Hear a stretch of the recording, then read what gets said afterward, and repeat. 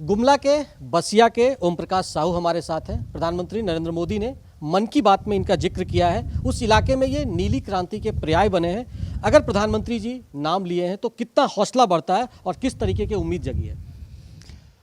जब प्रधानमंत्री जी हमारे नाम लिए, हम तो रास्ते में ही थे, पता नहीं था हमको, लेकिन दोस्त लोग फ़ोन करके बोले कि प्रधानमंत्री जी मन की बात में आपके नाम ले रहे हैं इस काम के लिए, तो मन में बहुत बड़ी खुशी हुई। साथ साथ मेरे जितने दोस्त लोग हैं सबको खुशी हो रही है और घर परिवार में खुशी का माहौल है। किस तरीके से आप, चूंकि वो इलाका कभी खासा नक्सल प्रभावित इलाका हुआ करता था, आप भी मुख्य धारा से भटके हुए थे, किस तरीके से इधर रुझान हुआ और कैसे आप उस इलाके में प्रेरणा स्रोत बन रहे हैं? देखिए, मुख्य धारा से तो हम भटके हुए थे ही। हमारे गुमला जिला में दक्षिणी क्षेत्र में घोर नक्सल प्रभावित क्षेत्र था। वहाँ ना रोड की व्यवस्था थी, ना आवागमन की व्यवस्था नहीं थी। 1999 में माओवादियों का पदार्पण हुआ, तो डर से भाई हम लोग सपोर्ट किए सपोर्ट।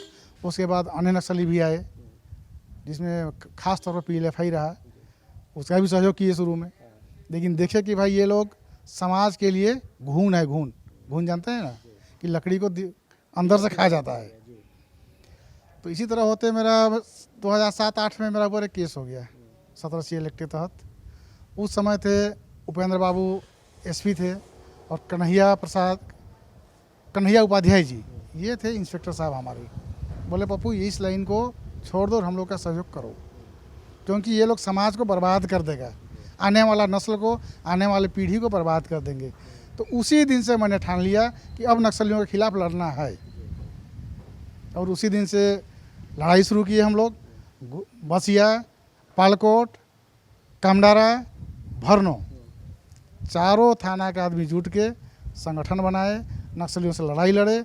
लड़ते लड़ते 17 तक हमारा दक्षिणी क्षेत्र मुक्त हो गया है। नक्सलियों से मुक्त हुआ, उसके बाद PM मत्स्य संपदा योजना से आपने फायदा उठाया। कैसे अब उस इलाके में नीली क्रांति हो रही है? इसमें हम लोग के पास देखिए, लड़का तो था मेरे पास, तो उसको खाने पीने के लिए, पहनने के लिए चाहिए ना पैसा, कहाँ से आएगा?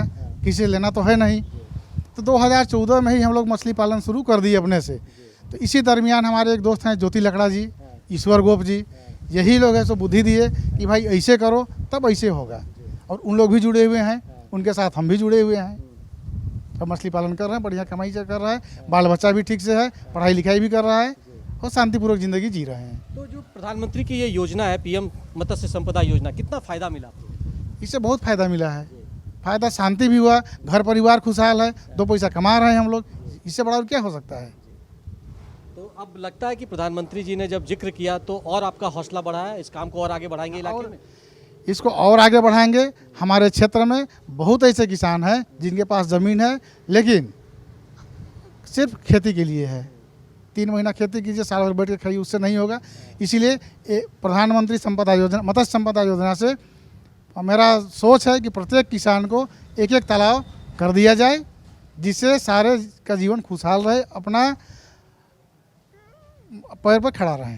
तो युवाओं के लिए आप क्या चाहेंगे अपील, क्योंकि उस इलाके में अभी भी, जहां झारखंड में कुछ इलाकों में हालांकि नक्सलवाद अब खत्म होने वाला है, तो कैसे मुख्य धारा में उनको लौटने की अपील करेंगे?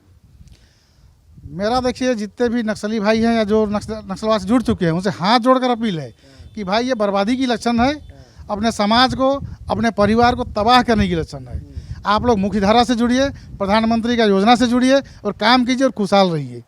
तो हम बात कर रहे थे ओम प्रकाश साहू जी से, जिन्होंने साफ तौर पर कहा कि PM मत्स्य संपदा योजना उनके जीवन में और उस इलाके में जो एक बदलाव की किरण जगी है, उसमें बहुत बड़ा उसका योगदान है। और निश्चित तौर पर जो नक्सलवाद का जो घुन है उसे दूर करने में इस तरह की योजनाओं का बहुत बड़ा योगदान है। और प्रधानमंत्री नरेंद्र मोदी जी ने जब मन की बात में इसका जिक्र किया तो निश्चित तौर पर इनका हौसला बढ़ा है और वो दुगने उत्साह के साथ अब इस इलाके में काम करेंगे। अपने सहयोगी सौरभ के साथ मैं दिवाकर कुमार, दूरदर्शन समाचार, रांची।